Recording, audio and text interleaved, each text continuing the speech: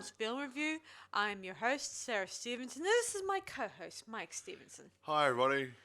And today we'll be reviewing that awesome standalone sequel or something. It's not a sequel. Well, sort of standalone It's a standalone movie movie.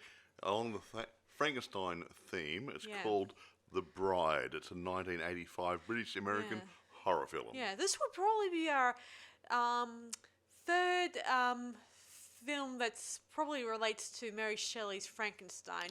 We have done a couple, haven't we? We've Yes. already done so far. We've done Frankenstein, the true story, and we did the Gothic, which is about a bit of a biodrama to Mary Shelley Yeah, itself. with Lord Byron and Mary Shelley and Percy Shelley and a cast of thousands. Yeah. Or not really. Well, not thousands, but Yeah, but quite a good group of people. So Okie dokie. this is sort of more of a standalone type movie. It is. And then toward- move on from standalone. Yes, so it's sort of a like Bride of Frankenstein, only a little different. Yeah, pretty much. Yeah. It's actually back in the olden days of Universal Studios. They did Frankenstein, and then they did. I think the second movie was The Bride of Frankenstein, I believe. Now, this is similar, but not the same. Yeah, they got the same idea for a theme, but they've done a totally new script for it, and it's Doesn't stop them to yeah. bring in Boris Karloff. What? Doesn't stop them from bringing back up What Boris do you mean bringing Karloff. back Boris Karloff? What are you talking about now? Didn't he star in Bride of Frankenstein, the old one? We're not talking about the Universal Studios Sorry. movies. We're talking about this one. Yes, he played Cranky Frankie for several movies. I think Glenn Strange took over, and I think even Bela Lugosi had a go at playing Frankenstein, and possibly what's his name? The other guy. No, I can't remember. Lon Chaney did it once. Okay, I mean, so yeah. who So, yeah. makes this movie, The Bride? Aha, this one here. We'll get back to here. Well, we come forward to 1985. And now, directed by Frank Rodham, Roddam, and it was written by Lloyd Fonville. Fonville? Well, whatever. Fonviellele. So who stars in it? Aha, now, this is a good, interesting bit. Now, for all you music people out there who like music and stuff, a guy called Sting. You know him in the band Police. Police, and his standalone stuff. He started in England, went to America, so he's been around. I think he's still around, might be still playing. So Sting plays the main role of Baron Frankenstein. Baron Charles Frankenstein. We'll get into the names, the first names later. But Yes. Baron Frankenstein, the creator of the monsters. Jennifer Beals plays Eva, which is the Bride of creature. Frankenstein? The creature in this movie story. Clancy Brown plays Victor, the Like a monster, who was the original Frankenstein creature, who's waiting for his girlfriend. Okay, now there's a guy called David Rappaport plays Ronaldo, the dwarf. Yeah, a nice guy. Just He's so a you really know. nice guy. Unfortunately, about, I think 8 years after this, he committed suicide during a fit of depression or something, which is really sad. But Yeah, well, it is a bit sad. poor man. Anyway, rolling on. Alexi Sale, now he's English, so I think he's a recording artist, stand-up comedian. He might have even written a few books as well. So he's in there. He plays a circus manager, Magar. Quentin Crisp, now, he plays Dr. Zalas. He has a very, very, very small part. Yeah, and It must be the weather. No, yes, and he's also the distant cousin of Boris Karloff, who played Frankenstein, as we previously and established. the reason why I say that, Quentin Crisp changed his name. And his last name, his real last name was Pratt. And Boris Karloff's real last name is Pratt. So Boris Karloff was a bit older than Quentin Crisp, so maybe one of Karloff's cousins had a family and out came Quentin Crisp. Yeah, So- and didn't you tell me just only a while ago, Mike, that in Boris Karloff's career, that his parents and his family questioned his acting profession? No, the other way around. He thought he considered himself to be the black sheep of the family because His brothers were all successful guys, I think, in the Foreign Office and different things and that sort of stuff. So yeah, they were. Yeah, Yeah, so a well-to-do family, and they had really good jobs. And he decided to become an actor. quite, So he changed his name to Boris Karloff to disassociate himself by name from his family, so he wouldn't cause them embarrassment. yeah, that makes a little So sense. yeah, he wasn't ashamed of anybody, and he didn't think he was anything, but he thought he might bring shame to the family's name by having an actor in the family. Because see. back in the Shakespearean days, they thought actors were known not much better than being whores and stuff. So that's why they often yeah. come up with a professional name in Yeah, the they industry. changed the name a lot. Yeah, purely back in the early, especially in the early days. Anyway, irrespective, rolling on. Yes, so Carrie Ells has a Yeah. small role in this. yeah, you may remember yeah. him from the other movie, Shadow of the Vampire. We did review. And early on in his career, he was in Prince. He was, Princess Bride, was it? No, Princess. Yeah, he was in Princess Bride. Yeah, He also was He was a farm boy. He also appeared in Bram Stoker's Dracula Yeah. as Arthur Hemingwood, I think. Homewood. Yeah. And he was also in one of the Saw movies. Or two of them. Well, quite a few.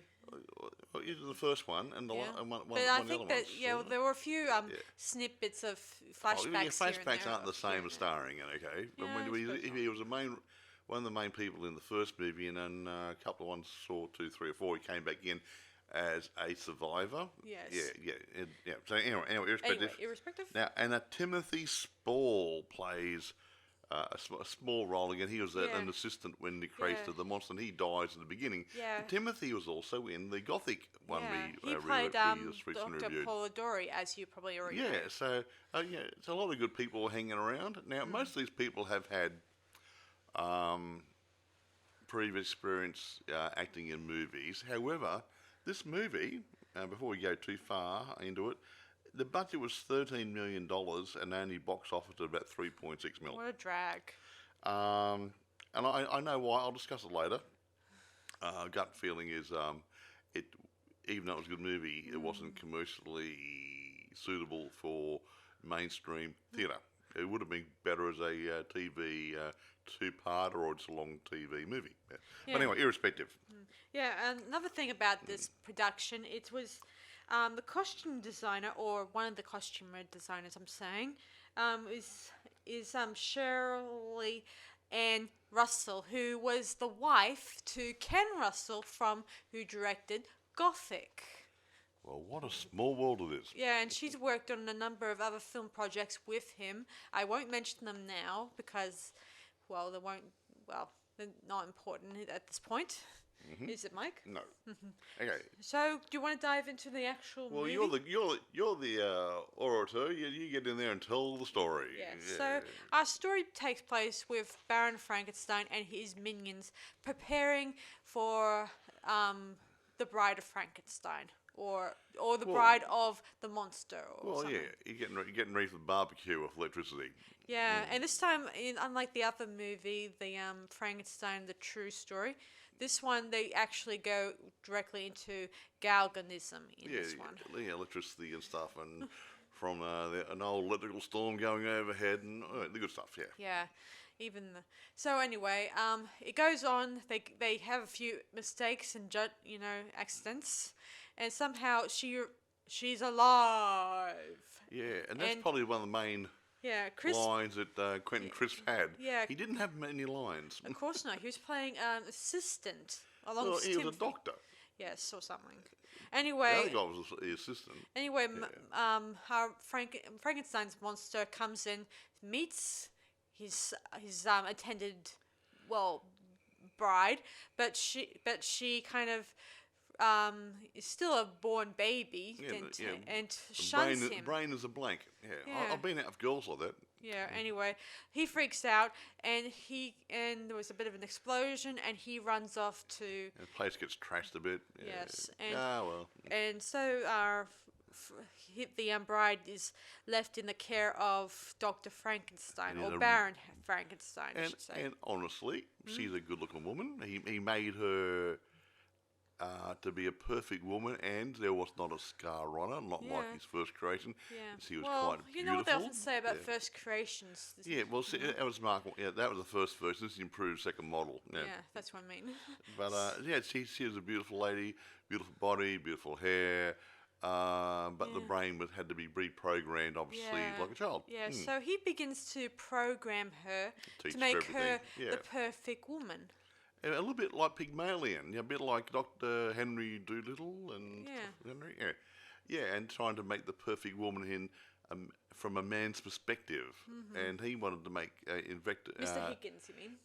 Henry Higgins, yeah, but he tried to make a perfect female from a man's perspective out of a commoner. And in this case here, we've got Baron Frankenstein trying to make a perfect woman out of his own creation, Yes. as a man would see a perfect woman. Yes. So meanwhile, his old creation is running around, and he meets a dwarf fellow named Ronaldo, and he becomes the monster's only friend. Yeah. And his only friend names him, well, Victor, which Yeah. means he will So, win.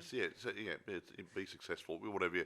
Now that's interesting because up until now, the monster didn't have a name. Now in all the other movies, everyone refers to him as Frankenstein. Frankenstein was not the monster's name. Never Yeah. was. Interesting, isn't it? It's true. Frankenstein's monster, but the creature up until this movie has never had a name. No, I mean, Wasn't Bruce, wasn't Harry, wasn't Murgatroyd, it wasn't anything. It was this one here, Victor, the first time he's been named, yeah, as far as I'm true. aware. So he gives him a name, and we soon see him. Well, now that he has a friend, that we see a bit of another side to Frankenstein's monster. Victor, let's call him Victor. That's Victor, because he's more kinder. Even learns how to be gentle. Yeah, Because before, when he met Eva, who becomes his love interest, he never knew how to be gentle or knows. He didn't know anything yet. He just doesn't know anything. Actually, let's take it back and just stop just a minute.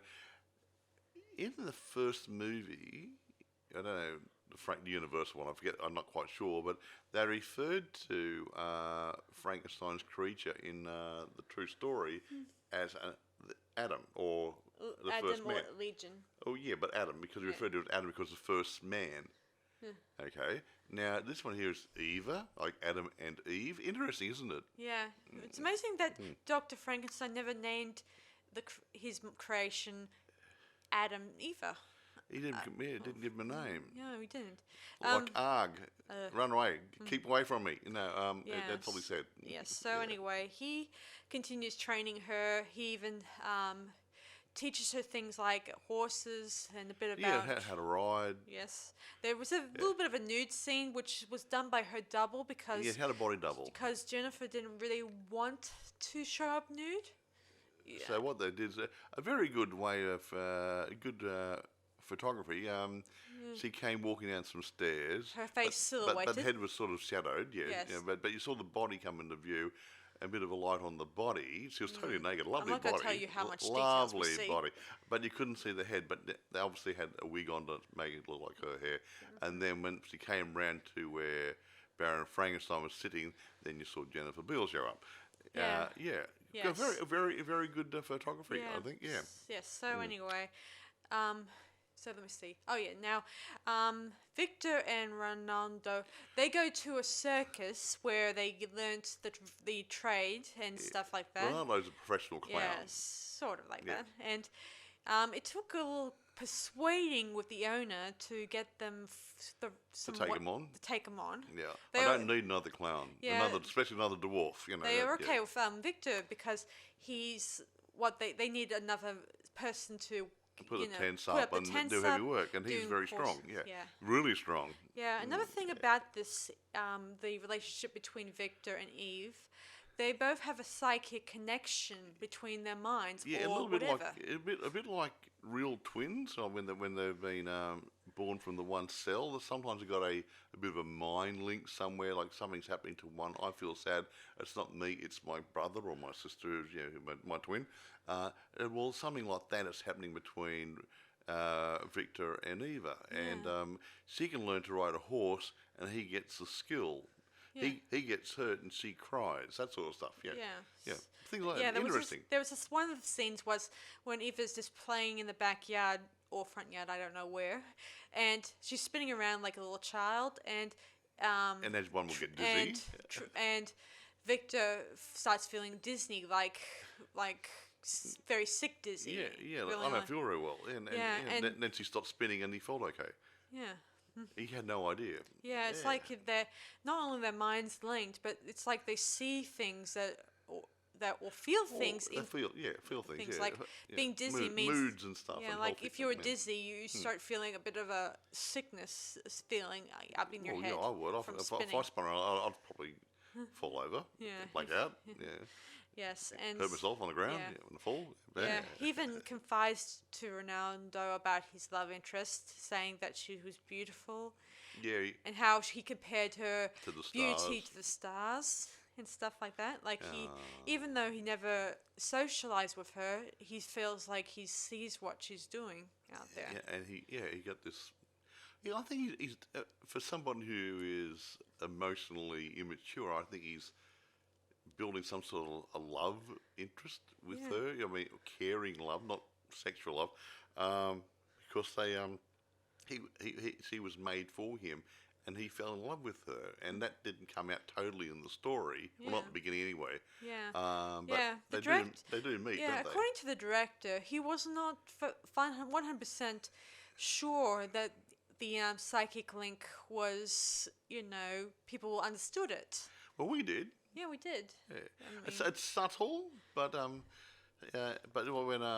later on Ronaldo dies and Victor's crying, she starts crying. Yeah, like she she gets really sad, yeah.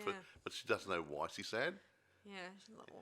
Or maybe she had a dream. No, she didn't have a dream. She felt sad because she picked up on his emotion. Yeah, so He's sad, so she felt sad. yeah, and she so cried. it happened during an act where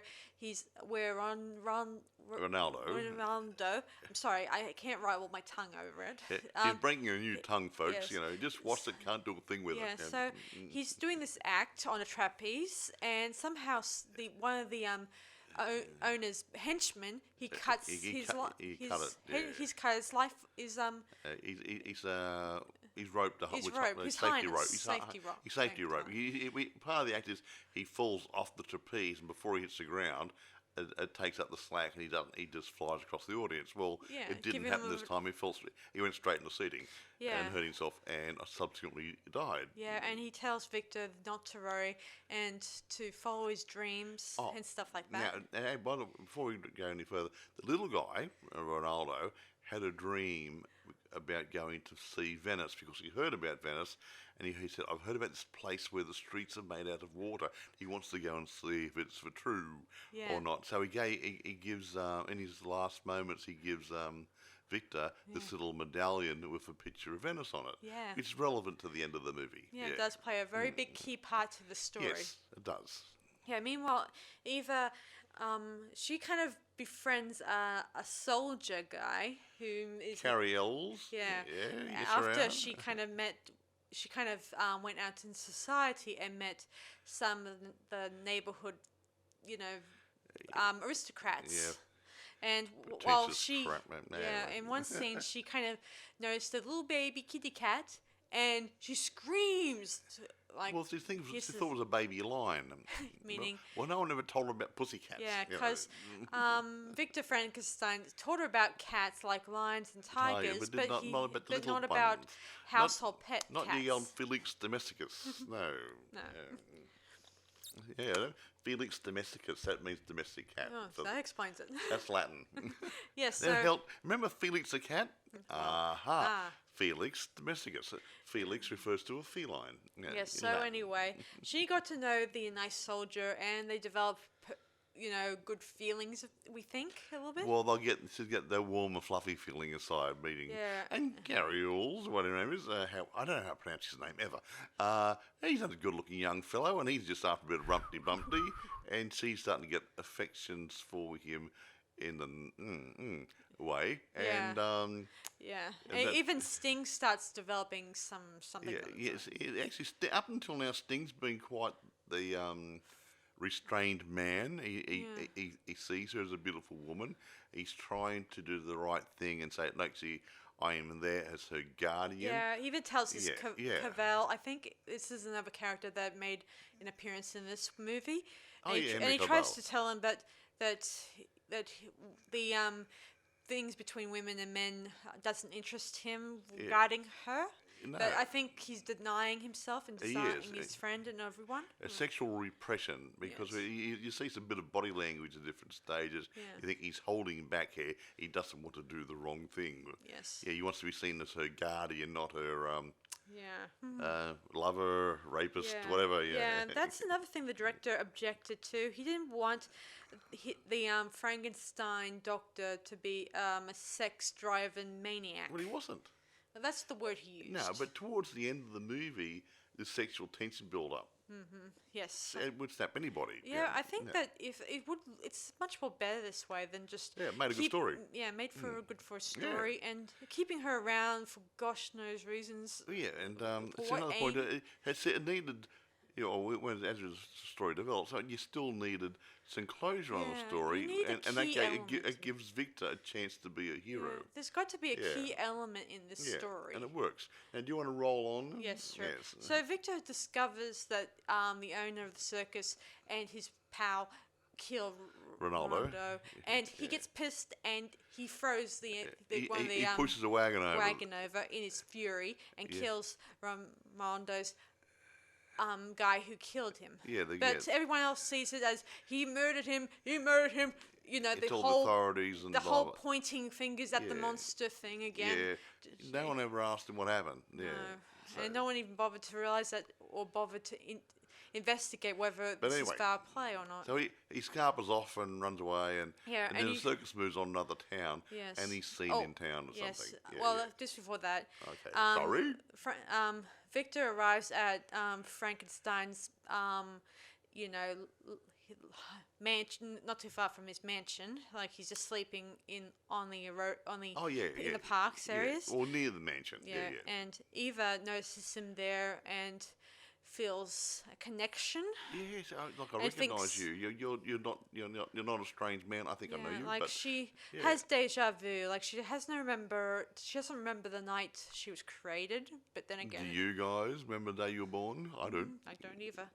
So anyway, she hands him a coin saying, "Take this money for good luck." And as they touch hands, you feel a sense Magic. like magic, maybe electricity feeling to it. No, well, they're full of electricity, aren't they? Yes. And she says Godspeed, and then Victor takes the medallion And he gives it to her. and he gives it to her, and she probably just looks at it and thinks it looks Oh. familiar, like deja vu again. And she's seen it in her head probably when he saw it. Yeah.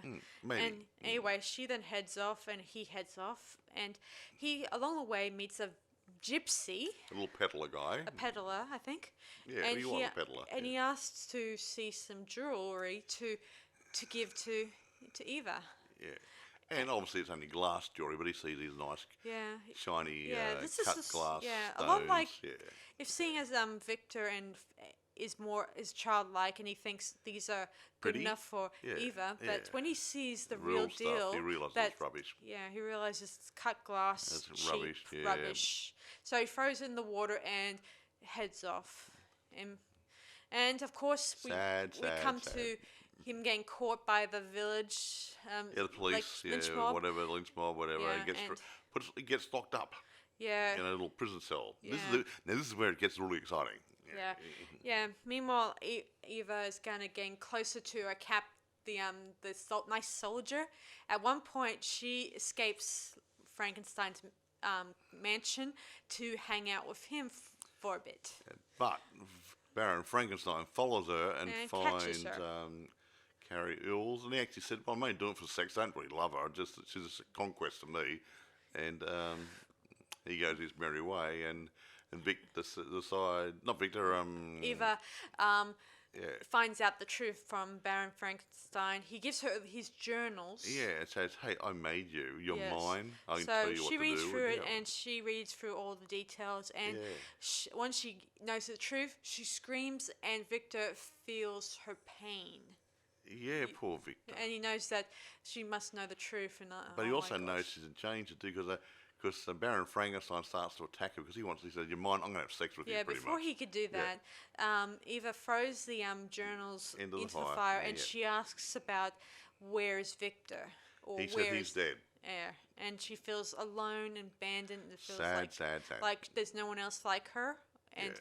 but Anyway, Frank, now Victor's but- right. Victor feels her pain and also at the same time, Baron tries to rape her, Yeah. and he feels this, so he goes running to her aid. Yeah, and he goes to one of the horse stables, and he This asks, is cute. and he asks one of the horses there. Can you take me or something? Yeah, he asks my friend, "Could you help me?" And of course, the horse obliges. Yeah, and that's so sweet. He gets on the horse, and he's riding the horse quite nicely. But we think he's learned how to ride a horse Yeah, through Eva's brain. Yeah, before this scene, he tried to ride a horse in the circus, and he kind of knocks him off. It threw him off. Yeah, he had no idea what he was doing. Yeah. Yeah, so in this scene, he kind of, I think he adapted to riding horses, or He his wasn't body. riding side saddle like Eva, though, was he? No, But I think he didn't have to. So anyway, he soon arrives there. He breaks down the door before Frankenstein could have his equal way. Before he can hide the sausage. Yeah, Yes. yeah. And of course, Frankenstein and Victor have it out. Yeah, they go running through the building and up onto the old tower, tower. where he was born, where Eve was born. Yeah. And they get up to the top, and in one horrible moment, Frankenstein throws a torch at him, and he stumbles and trips, and then And he goes straight over the edge, down a long way. And obviously, Baron Frankenstein is no more. He needs a charge of electricity up his shorts. Yeah. yeah. So anyway, Victor arrives back in Eva's room. He softly touches her chin, And she wakes up, and he tries to walk away, but she calls him back. and says, gentle "It's you," voice. she says, and she asks him, "Do you know who I am?" And he says, "Do you know who created me?" And he says, "He hurt you. He's dead now. You're safe now." Yeah. So she is finally relieved that Yeah. he's here with her, and she says Yeah. that she has so much to tell him, and I imagine he has a lot to Yeah, tell her too. so put their brains together and so make some sense out of it. Now, it's very interesting. She's not scared of his looks, but actually in this movie, he's not totally hideous. He's an average-looking guy With a few cuts with here. a bit of scar tissue on the side of his face or whatever, and he just comes over as a bit simple. So he's not over the top, dead set ugly. Yeah. Yeah. So they end up heading off to Venice, and this is the final shot that our director here has tried to reshoot over and over again because he was dissatisfied with it. Oh, okay. And of course, in the back, The part in Venice. yes, he kind of was unsatisfied with the ending bit. yeah. But a lot of people think it's cool. Anyway, they end up in Venice. And look, I would say, we'll discuss this because we don't know about the money and different things, but we would presume that Eva being the smart little thing, because Baron Frankenstein Made her. and trained her up to his level, I think she knew a lot more than she was supposed to, and she obviously found any jewels, money, whatever, and took that, and they financed a trip to Venice, and they were living quite nicely, we believe, because they were out there on the Grand Canal or something or and other. Frankenstein became her sort of guardian and probably consort, and something or consort, other. if Yeah, that's the word for it. consort. Yeah, like the Queen of England Victoria has a consort. has, Prince. Queen Elizabeth, the Yeah. current Queen. So her husband is not the king; he's the Queen's consort. Mm-hmm. Yeah. Yeah, so yeah, anyway, partner. we Yeah, hear Ronaldo. Ronaldo's voice in the background saying, "Follow your heart, follow your dreams. That's the key to everything." Yes, and it was. Because that's what he says throughout this movie, telling him, Yes, I have a dream. Victor, to follow his heart, follow his dream. Yeah. Ronaldo had his dream, but he couldn't fulfill it, so Victor did it for and him. Eva are doing it for him. A sweet ending. Yeah, it's a good ending. Got a little house and they got a and cat. I don't know why the director was dissatisfied with it. Yeah, I think it was a good movie. The whole lot was good. I think so. Now let's I mean, get if it was different, like, if they changed anything from it, like making, there was even a thought about making the Dr. Frankenstein older. Yeah, I don't think it would have worked because I think all the stories indicate that he was a medical student And he was who probably in his finished his 20s. studies, and then he wasn't satisfied with what they taught him. And I said, I don't know how long studies would be, but let's say he'd be in his mid-20s or something or other. I think that's roughly there. Yeah, but when he finished his studies, then he started doing his own studies. Well, give another 10 years, he's been in his mid-30s or early to mid-30s. He wouldn't be 50 years old. Yeah. Or something. So, and that's quite funny that's about the right age for Sting. He was about 35 years old when he made this movie. So he was really probably ideally cast for this role. Yeah. Yes, so... A little bit of trivia there, folks. Yeah. Quite right. Yes, so what else do we need to know about this Oh, movie? lots of little... there's a lot of little things. Yeah, there's also, Yeah. in one scene of this movie, I was there gonna was a say scene something, where Dr. Frankenstein and Cavell and Eva were discussing,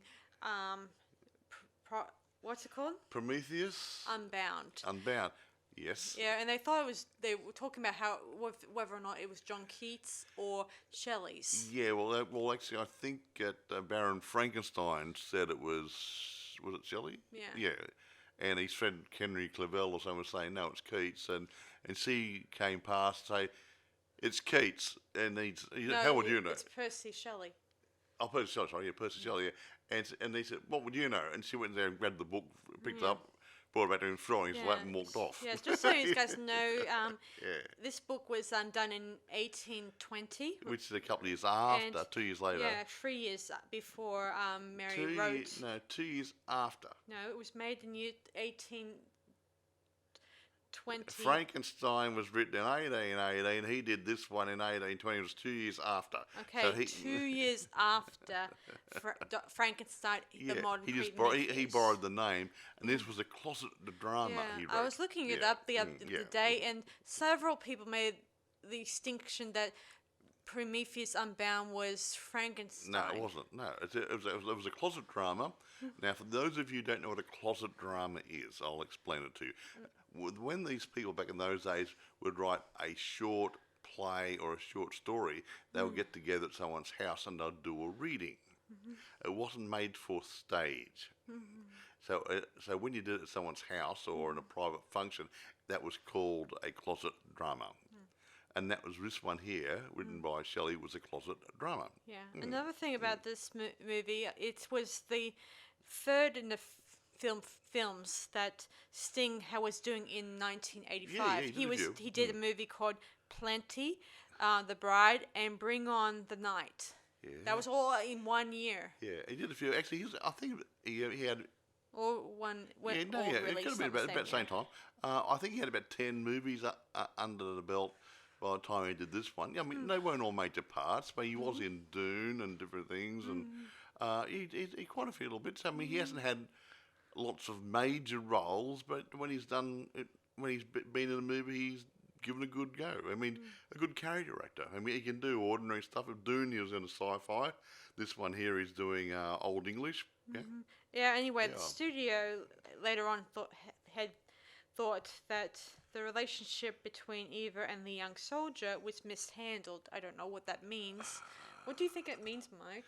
I don't know. You're telling the story, but I would say mishandled. Maybe they could have developed that scene better. I don't know. Yeah. I don't think it really matters at this point because it was not meant to be about her and the soldier. It wasn't about her losing her virginity, being deflowered by him, just that the fact that she was becoming sexually aware, maybe, and that's got Baron Frankenstein's juices flowing as well, and he started to realise he because wanted if to it have was her. I don't know what their interpretation or mishandled or whatever, but The scene was mishandled. They didn't think it was done right. End of story. Yeah. Hello. unless it was the they thought his gender of why he wants to deflower her was He was a soldier. To him, she was just another conquest, one of many. That was it.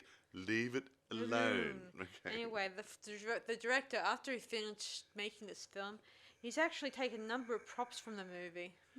Thief. I know. Well, some directors can do that. No, look, if they're going to just go into a storage facility, take a few odds and sods, Yeah. Now, Yeah, so what do you have to say, Mike? Oh, lots of good groovy things. I know. Now, little bits and pieces. I mean, these the American English collaborations on movies sometimes work well. I Agreed. think this is one of them. Yeah. The actors, I think, are very good, well chosen. Sting, I can't imagine anybody else playing this role as good as Sting. Yeah. Sting, to me, is not a great actor. He's a good actor, and he suits the parts. I thought he was great Yeah, playing a sinister he chooses, yeah. Frankenstein in this. They wanted somebody for that period, and he can speak well, and he comes over as an educated man. Yeah. He doesn't come over as a low-life guy trying to be a doctor. He doesn't come over as a snotty-nosed kid. He comes over as a well-mannered doctor. And this is like what we discussed in the past about light and dark, Yeah. where Frankenstein, he's good looking, he doesn't have a scars or anything, and there's nothing. Not majorly wrong. Nothing with it. major wrong with yeah. him, but inside he's got a dark part to him. Yeah. While Victor, on the other hand, he has a good heart and a good nature about him, even though his face tells you a different Yeah, story. that's right. Yeah. His maker had the touch of evil, and the other guy had his creation had more of a pure heart. Another light and dark, film thing. Interesting. Aha. Yeah, and as I often say, was it the creator who was the evil one, or was it the monster that's the victim? Yeah. Well, Yeah, well, they always seem. Well, the whole point, there's a lot of pathos in these sorts of things. Who do you feel sorry for? The creature, because he was created, didn't ask to get born, and he wasn't handled properly. He was chased, beaten, shunned by society. He was lonely and sad, and they made him what he was, a creature of his environment. Now, just getting on to a bit of trivia there. Okay, go ahead. Ronaldo, his name. Do you remember what we read about earlier on? Yes, I have. Ronaldo's name came from the Abbott and Costello meet Frankenstein screenwriter Frederick Ronaldo. Yeah, and he was blacklisted at that point in time. So they borrowed the name, we believe. Oh, well, I don't know why they borrowed the name, but it's a good name. It's a good name, and it's a good dedication to the screenwriter that has been But blacklisted. why they picked him, I don't know. But okay, maybe they had. It's a good foreign name, It's a nicer name, eh? and it works for this production. Whatever. It works good. It's a nice name. I mean, like there's it. a lot of Would you call your kid Ronaldo? there seems to be a lot of hints of different things they added to this film, like bringing back Boris Karloff's distant cousin in this production, bringing back but bringing that was really weird because he's a distant cousin, and no one would have known he was related to Boris Karloff because Karloff didn't use his real name. This guy doesn't really use his real name. Hello. yeah, so it makes Who would know Quentin Crisp was something rather Pratt? What's his real name? What's his name? I've got it written down here somewhere. Something really ridiculous. Quentin Crisp was Dennis Charles Pratt. And not to mention, I wouldn't be surprised that they did a lot of research in this movie. Like, They should the do. screenwriter may have been Lloyd, kind of researched his favorite screenwriters from Frankenstein to write up the good name or two. Yeah. Now, I don't know where all the filming took place. I couldn't find anything. However, some of it was done in a place called Lazio in Italy. So I can only presume the majority of the film footage was done in Italy somewhere. It did have an Italian look to Well, it. it had all the old buildings and things, and some of the old villages and stuff were reminiscent. So I've been to Italy a few times, and northern Same here Italy, too.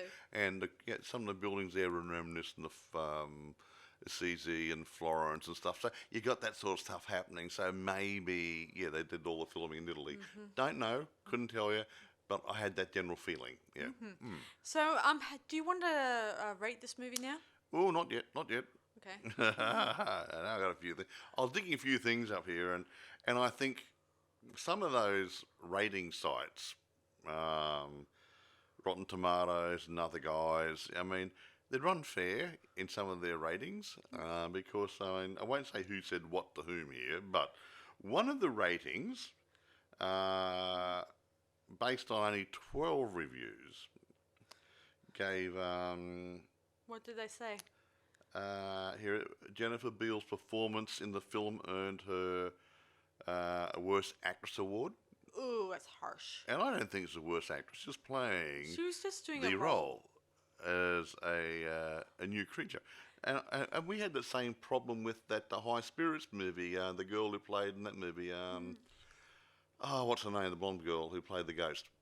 I can't remember now. Sorry, guys. She had the same problem. They got worst actress, but she was playing a ghost for crying out loud. Yeah. They even said a snus. I even looked up. Some people often claimed in Harry Potter and the Goblet of Fire when they did the scene where they ride back to Hogwarts after Cedric Diggory died.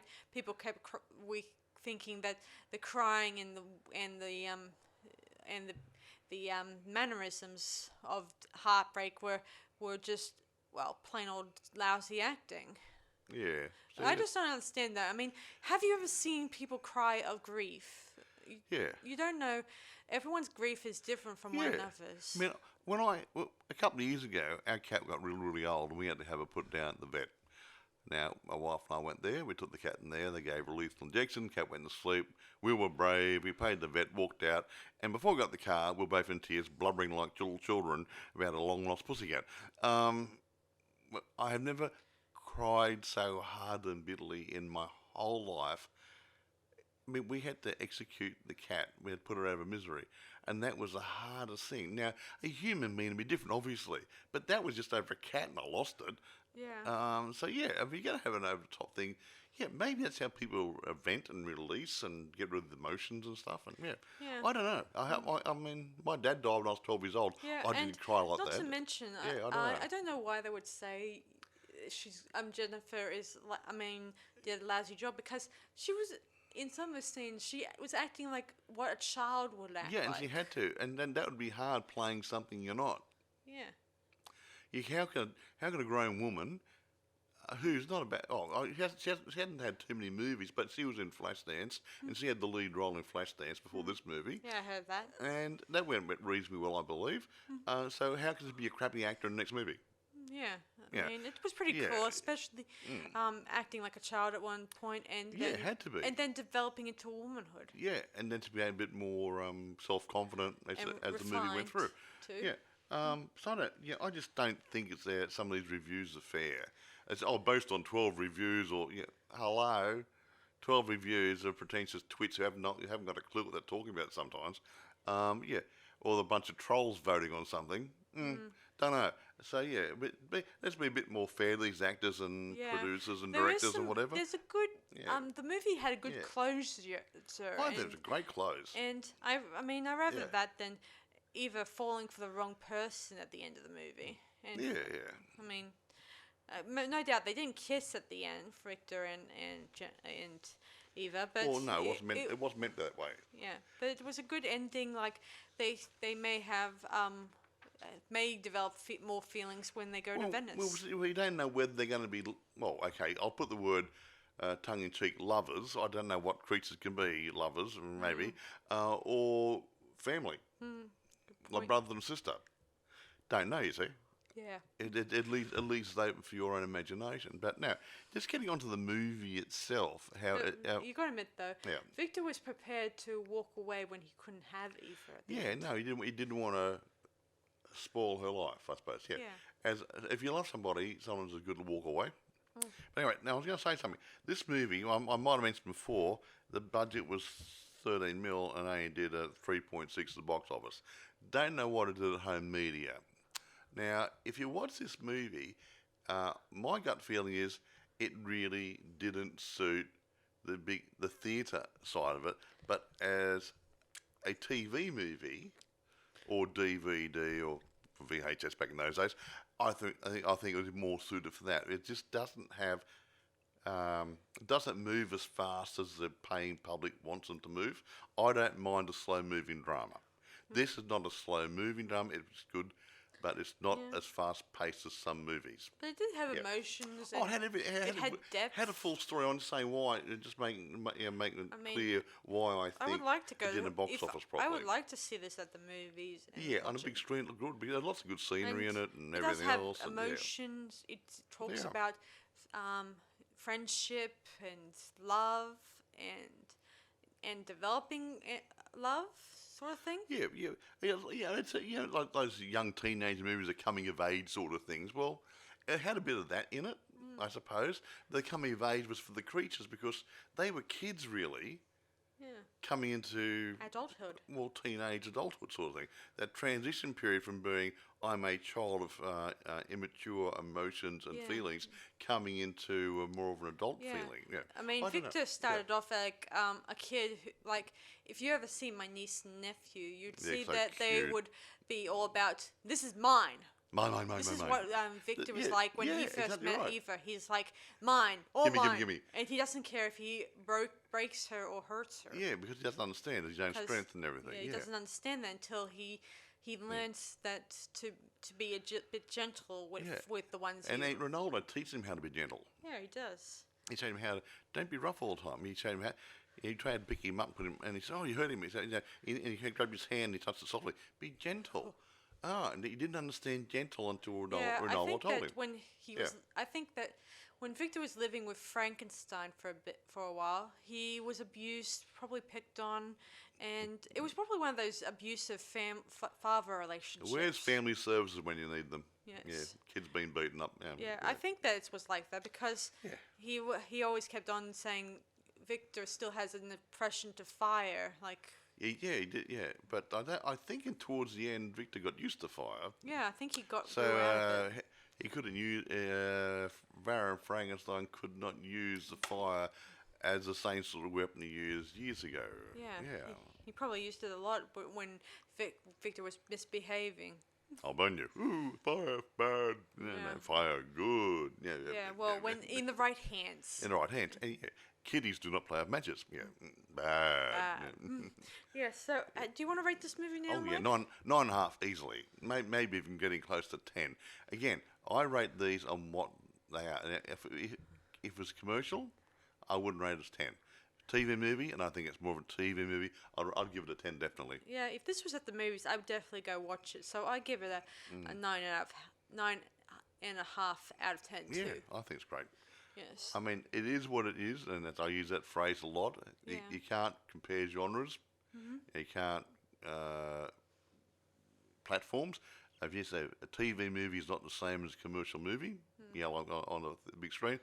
Same as a TV series, you can't compare to a big screen movie. But for what it is, in its own little box, it's a good movie. And the acting's good. The Yeah. clothing's good. Continuity is good. Everything is good about the movie. Yeah, it just didn't do good at box office.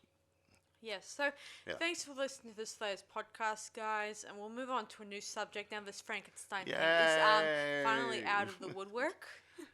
Out of the way, so we might move on to a new movie or TV show. Bugs Bunny? That's fantasy, isn't it? No, okay. Maybe not Bugs Bunny. Okay. Well, not for a while. Not for now, actually, I'm going to try and talk Sarah into doing a couple of movies that I want to do, and that we might sneak an old silent movie in as a bit of a treat for some of you people who like old movies. Well, it's good. Oh yeah, learning I got curve. some good ones, and I'm not going to drag out the old stale ones everyone knows about. Something a bit different. Yes, so anyway, thanks for listening to this latest podcast episode. This is Sarah Stephenson And Michael Stephenson. saying, see you around. Goodbye, guys.